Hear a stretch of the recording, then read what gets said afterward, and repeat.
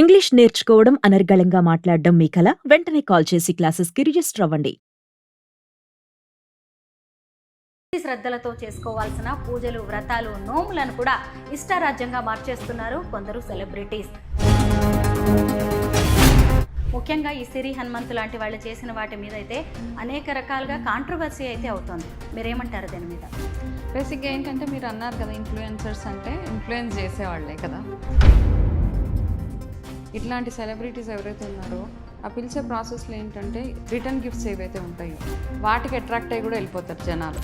పైగా ఆ celebrities, influencers వీడియోస్లో మనం కూడా కనిపించవచ్చు. మన సాంప్రదాయంగా ఏదైతే మనం రిచువల్స్ అంటాం అవి ఫాలో అవ్వడం పక్కన పడేసి. అందరికీ నమస్కారం, నేను Swaroopa Putlapalli. Welcome to Suman TV. Shravana మాసం అనగానే మహిళలకి ఎంతో సంతోషంగా, ఆనందంగా అనిపిస్తుంది. భక్తి శ్రద్ధలతో చేసుకోవాల్సిన పూజలు, వ్రతాలు, నోములను కూడా ఇష్టారాజ్యంగా మార్చేస్తున్నారు కొందరు సెలబ్రిటీస్. బిగ్ బాస్ ఫేమ్ అయిన సిరి హనుమంతు తన బాయ్ ఫ్రెండ్తో వరలక్ష్మి వ్రతం చేసుకోవడం, అలాగే కొంతమంది ఇన్ఫ్లుయెన్సర్స్ వెస్ట్రన్ డ్రెస్సులతో పూజలు చేయడం అనేది కూడా విమర్శలకు దారితీస్తోంది. ప్రస్తుతం నాతో పాటు ఉన్నారు spiritual healer, Vedic nutritionist Vanaja Ramisetti గారు. ఆవిడతో మాట్లాడి ఈరోజు ఈ సెలబ్రిటీస్ వైఖరి గురించి అనేక విషయాలు తెలుసుకుందాం. నమస్తే వనజ గారు. నమస్తే అండి. మీరు కూడా చూస్తూ ఉన్నారు కదా, అసలు సోషల్ మీడియాలో ఎక్కడ చూసినా కానీ ఇన్ఫ్లుయెన్సర్స్ వీడియోసే కనిపిస్తున్నాయి. వాటిని చూసి మనం ఏం నేర్చుకోవాలి? ముఖ్యంగా ఈ సిరి హనుమంతు లాంటి వాళ్ళు చేసిన వాటి మీద అయితే అనేక రకాలుగా కాంట్రవర్సీ అయితే అవుతోంది. మీరేమంటారు దీని మీద? బేసిక్గా ఏంటంటే మీరు అన్నారు కదా, ఇన్ఫ్లుయెన్సర్స్ అంటే ఇన్ఫ్లుయెన్స్ చేసేవాళ్ళే కదా. సో పాజిటివ్ ఇన్ఫ్లుయెన్స్ ఉంటుంది, నెగిటివ్ ఇన్ఫ్లుయెన్స్ ఉంటుంది మనకి. సో వీళ్ళందరూ ఏం చేస్తున్నారంటే ఇప్పుడు చూస్తుంటే లాస్ట్ ఫ్యూ ఇయర్స్ నుంచి చూస్తే ఏదైనా ఒక పండగ వచ్చిందనుకోండి, ఇంకా ఎస్పెషల్లీ ఆడవాళ్ళకి రిలేటెడ్ ఫెస్టివల్ ఏదైనా ఉంది అంటే ఫస్ట్ మనకి ఈ వరలక్ష్మి వ్రతమే. సో ఆ వరలక్ష్మి వ్రతంకి ఒక 2 months ముందు నుంచే స్టార్ట్ అవుతాయి కదా ఇవన్నీ. ఎట్లా చేసుకోవాలి పండగ, ఏమేమి కొనుక్కోవాలి, ఎంత ఫ్యాన్సీగా కొనుక్కోవాలి, ఎంత డబ్బులు ఖర్చు పెట్టాలి, ఈ ప్రాసెస్ అంతట్లో ఏమవుతుందంటే ఒకప్పుడు ఏంటంటే ఆడవాళ్ళకి ఒక అడ్జస్ట్మెంట్ ఉండేది. నాకున్న దాంట్లోనే నేను చేసుకుంటాను అన్న ఒక సాటిస్ఫాక్షన్, అందులోనే కంటెంట్మెంట్ అంటాం, అదే సాటిస్ఫైయింగ్గా ఉండేది అనమాట. ఒక కలశం పెడతాను, ఒక బ్లౌజ్ పీస్ పెడతాను, వచ్చిన వాళ్ళకి తాంబూలం ఇచ్చి పంపించేస్తాము. భక్తిగా శ్రద్ధగా మనం వంటలు అవి చేసేసి వాట్ ఎవర్ నైవేద్యాలు మనకి ఎంత పాసిబిలిటీ ఉంటే అంత చేసి అమ్మవారికి పెడతాం. అది అక్కడ వరకే పరిమితం చేయాల్సింది. ఈ మధ్య ఏంటంటే డెకరేషన్ మీద ఎక్కువ షిఫ్ట్ అయిపోయింది. పూజ కంటే ఎక్కువ డెకరేషన్ వైపుకి మన మైండ్ షిఫ్ట్ అయిపోయింది. మీరు అన్నట్టుగా ఈ బిగ్ బాస్ ఫేమ్ ఎవరైతే ఉందో ఇప్పుడు ఏంటంటే నార్మల్గా వరలక్ష్మి వ్రతం అంటే ఏంటంటే ఆడవాళ్ళందరూ వాళ్ళ భర్త సుఖంగా బాగుండాలి, ఆరోగ్యంగా ఉండాలి అని చేసుకునే పూజలో ఫస్ట్ ఆఫ్ ఆల్ ఇక్కడ ఉన్న బ్యాడ్ ఏంటంటే ఒకటి లివ్ ఇన్ రిలేషన్ ఒకటే. ఇప్పుడు ఆల్రెడీ ఆ లివ్ ఇన్నే యాక్సెప్ట్ చేసేయాల్సిన పరిస్థితి వచ్చేసింది మన దాంట్లో, సౌత్లో కానీ ఇండియాలో కానీ. ఒకప్పుడు ఆ కాన్సెప్ట్ అన్నది ఎక్కడ లేదు కదా మనకి. చాలా తప్పు. ఒకప్పుడు లవ్ మ్యారేజ్ చేసుకుంటున్నాము అని చెప్పడానికి పెద్ద పెద్ద పెద్ద పెద్ద గొడవలు అయిపోయాయి, పెద్ద పెద్ద ఇష్యూస్ అయిపోయాయి, పరువు హత్యలు అంటారు. ఏంటి ఈ మధ్య చూసే పరువు హత్యలు ఏంటంటే జనరల్గా మనకు అక్కడక్కడ బయటకు వస్తున్నాయి తప్పిస్తే ఒకప్పుడు ఇంత ఈ మీడియా లేదు కాబట్టి ఏం తెలిసేది కాదు మనకి. ఎన్నో సాక్రిఫైజెస్ ఉండేవి. లవ్ మ్యారేజెస్ని వదిలేసుకొని పేరెంట్స్ చెప్పిన మ్యారేజెస్ చేసుకోవాలి, అట్లాంటి కాన్సెప్ట్ నుంచి మనం లివ్ ఇన్ రిలేషన్స్ని యాక్సెప్ట్ చేయాల్సిన పరిస్థితి. సరే లివ్ ఇన్ ఓకే, అది అయిపోయిన తర్వాత ఇప్పుడు రీసెంట్గా చూసిన వస్త్రధారణ దగ్గర నుంచి ఏదైనా పూజ అంటే మనం ఎలా తయారవుతున్నాం, ఎలా పూజ చేసుకుంటాం అంటే మన సాంప్రదాయాన్ని ఎంత ముందుకు తీసుకెళ్తున్నాం అని చెప్పేవే ఈ పూజలు కానీ, హోమాలు కానీ, వ్రతాలు, నోములు ఇవన్నిటికీ మైనస్ పెట్టేసి ఓన్లీ నేను ఎలివేట్ అవ్వాలి, నేను హైలైట్ అవ్వాలి, నేను అక్కడ ఎక్స్పోజ్ అయిపోవాలి, నేను ఎక్స్పోజ్ చేసేయాలి అన్న కాన్సెప్ట్ తోటి ఏవైతే పూజలు ఉన్నాయో అది పూజ కింద కన్సిడరే చేయకూడదు అసలు అవన్నీ. మనం కూడా నిజంగా, ఎందుకంటే ఎవరైనా తప్పు అని చెప్పేవాళ్ళు తక్కువైపోయారు. ఇప్పుడు వినేవాళ్ళు కూడా లేరు. ఇంకా అంతకంటే ఎక్కువ ఎవరు వినేలాగా లేరు అనమాట. ఏదో పిలుస్తున్నారు, వెళ్తున్నాం. ఇంకా మేజర్గా ఏంటంటే ఎవరైనా పిలుస్తున్నారు అంటే ఇట్లాంటి సెలబ్రిటీస్ ఎవరైతే ఉన్నారో ఆ పిలిచే ప్రాసెస్లో ఏంటంటే రిటర్న్ గిఫ్ట్స్ ఏవైతే ఉంటాయో వాటికి అట్రాక్ట్ అయ్యి కూడా వెళ్ళిపోతారు జనాలు. అది కూడా చాలా చాలా అనమాట. వెళ్తే మనకేదో మంచి పెద్ద రిటర్న్ గిఫ్ట్ వస్తుందో, పెద్ద చీర వస్తుందో, లేకపోతే పెద్ద ఇంకొకటి ఏదో వస్తుందో అన్న కాన్సెప్ట్ తోటి అందరు వెళ్ళి యాక్సెప్ట్ చేయాల్సి వస్తుంది అంతే. పైగా ఆ సెలబ్రిటీస్, ఇన్ఫ్లుయెన్సర్స్ వీడియోస్లో మనం కూడా కనిపించవచ్చు అని, మనం కూడా కనపడవచ్చు, వెళ్ళొచ్చు, ఇవన్నీ అండి. వీటి వల్ల ఏంటంటే మన సాంప్రదాయంగా ఏదైతే మనం రిచువల్స్ అంటాం అవి ఫాలో అవ్వడం పక్కన పడేసి మనం అన్ని కొత్త కొత్త పద్ధతులు అనమాట, ఎక్కడ లేని పద్ధతులు ఇవన్నీ. ఇప్పుడైతే ఏవేవైతే లేటెస్ట్గా వస్తున్నాయో కలశం పెట్టడం దగ్గర నుంచి పిన్ స్టెప్లర్లు కొట్టేస్తూ ఉన్నాం మనం పందిర్లకి.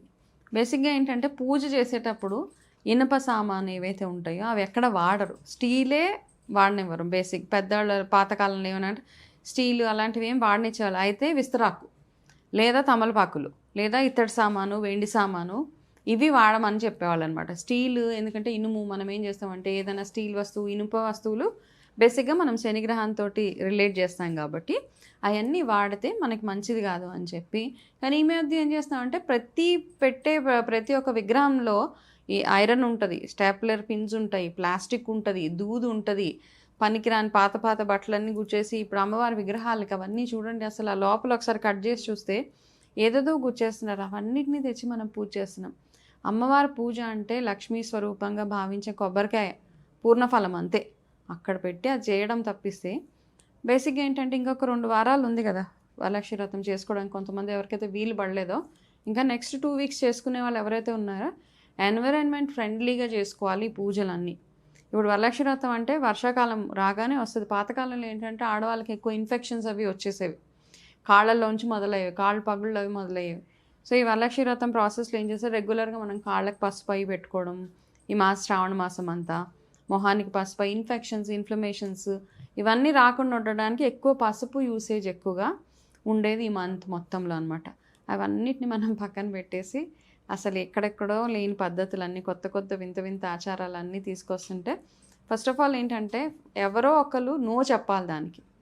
ఏంటి ఇట్లా చేస్తున్నామమ్మా తప్పు కదా అని చెప్పేవాళ్ళు ఉండాలి. ఇప్పుడు అట్లా ఉంటేనే మన సాంప్రదాయాన్ని మనం ముందుకు తీసుకెళ్ళగలుగుతామని నా ఉద్దేశం అండి. వనజ గారు, ఖచ్చితంగా మనం ఈ పూజలు అనగానే డ్రెస్సింగ్ గురించి మాట్లాడుకోవాలి. మన ఇంట్లో ఒక పూజ జరుగుతున్న, పేరంటమైన, శుభకార్యమైన, పండగైనా మనం సంప్రదాయ బట్టలు కొనుక్కుంటాము, వేసుకుంటాం. ఈ సెలబ్రిటీస్ ఇష్టం వచ్చినట్టుగా స్లీవ్లెస్ కావచ్చు, లేదంటే లో నెక్ బ్లౌజులు, చీరలు కట్టుకునే విధానం కూడా చూడండి మొత్తం ఎక్స్పోజ్ చేయడమే అనమాట. మామూలుగా అసలు ఈ వరలక్ష్మి వ్రతం కావచ్చు, శ్రావణ మాసం పూజలు అంటే అమ్మవారి స్వరూపంగా మనం ఆడవాళ్ళని చూస్తాం. మరి ఇలాంటి డ్రెస్సింగ్ చూసి ఎవరు ఏం నేర్చుకోవాలి? ఇలాంటి డ్రెస్సింగ్స్ బేసిక్గా ఏంటంటే అమ్మా ఇది నార్మల్గా ఎవరు చూసినా ఇప్పుడు పండగలకి డ్రెస్సింగ్ అనే కాదు, ఈ మధ్య ఆడపిల్లలు ఎక్కడ చూసినా ఎంత ఎక్స్పోజ్ చేస్తే అంత మంచిది అన్న, అంటే అంత హైలైట్ అవుతామన్న ఒక కాన్సెప్ట్. బేసిక్గా ఏంటంటే కోపం వస్తుంది చాలామందికి, మనం తిడితే కోపం పడే ఆడపిల్లలు చాలామంది ఉంటారు. ఏంటంటే మనకు సెల్ఫ్ రెస్పెక్ట్ అని మాట్లాడుతూ ఉంటారు. సెల్ఫ్ రెస్పెక్ట్ ఫస్ట్ ఎక్కడొస్తుందంటే మనం కవర్ చేసుకోవడంలో సెల్ఫ్ రెస్పెక్ట్, అక్కడ నుంచి మీ సెల్ఫ్ రెస్పెక్ట్ రావాలి.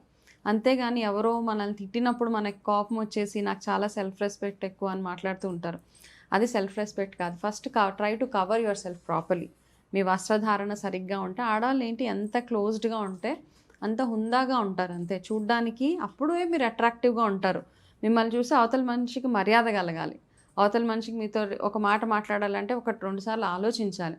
అంతేగాని మీరు ఇష్టం వచ్చినట్టు ఎక్స్పోజ్ చేసేసి, అండ్ ఎస్పెషల్లీ ఇలా వ్రతాలు అయినప్పుడు ఎనీ డే మనం ఏదైనా ఒకసారి డ్రెస్ వేసుకున్నాము అంటే దాన్ని మనం ఈజీగా క్యారీ చేసుకునేలాగా ఉండాలండి. ఫస్ట్ నా concept. Anybody for that matter, ఎవరైతే మన సాంప్రదాయానికి కట్టుబడి ఉంటారో ఒక డ్రెస్ వేసుకున్నామంటే నేను కూర్చుంటే నాకు వెకిలిగా ఉండకూడదు, నాకు అన్కంఫర్టబుల్గా అనకూడదు. ఎక్స్పోజింగ్ చేసే బట్టలు వేసుకొని దాన్ని 24 గంటలు పైకి కిందకి లాక్కొని కూర్చోండి అంటే it is unnecessary attention seeking attitude తప్పిస్తే. అండ్ అది సాంప్రదాయంలో ఎక్కడుందండి అలాంటివన్నీ? బేసిక్గా ఏంటంటే మన పేరెంట్స్ నుంచి రావాలి ఆ డిసిప్లిన్ అన్నది. మనం ఎట్లాంటి వాతావరణంలో పెరుగుతున్నామో, లేక కొంతమంది ఏంటంటే పేరెంట్స్ బాగానే ఉంటారు, వాళ్ళ పిల్లలు చాలా లైట్ తీసుకుంటారు, పేరెంట్స్ని కూడా అసలు కేర్ చేయరు. అట్లాంటి పేరెంట్స్ కూడా ఇంకా వదిలేస్తారు, అబ్బా వీళ్ళకి చెప్పడం కంటే మనం నోరు మూసుకొని కూర్చోవడం బెటర్. అట్లా అయిపోయారు కదా ఇప్పుడు పిల్లలందరూ. టూ ఇండిపెండెంట్, వాళ్ళకి కావాల్సినట్టు వాళ్ళు తయారవ్వడము. అండ్ డ్రెస్సింగ్లో కూడా ఎవరు చెప్పేవాళ్ళు, డ్రెస్సింగ్ సెన్స్ కంప్లీట్గా జీరో. నిజమే. ఇవన్నీ చూస్తుంటే అసలు ఏం నేర్చుకోవాలి, వీళ్ళు నెక్స్ట్ జనరేషన్స్కి ఏం తీసుకువెళ్తున్నారు అనేది కూడా భయంగా, బాధాకరంగా అయితే అనిపిస్తోంది. 100%. మీరన్నది కరెక్టే. ఎవరో ఒకళ్ళు వీటిని అయితే ఖండించాల్సిన అవసరం ఉంది. మనం ఏ పూజ చేసినా, ఏ వ్రతం చేసినా, ఏ నోము చేసినా అది దానికి కూడా ఒక పద్ధతి ఉంటుంది. ఏ విధానంలో చేస్తున్నామో అనేది కూడా ఇంపార్టెంట్. ఆ పద్ధతిని బట్టే ఫలితం ఉంటుంది. పండితులు కూడా అదే చెబుతున్నారు. Thank you so much Vanaja గారు.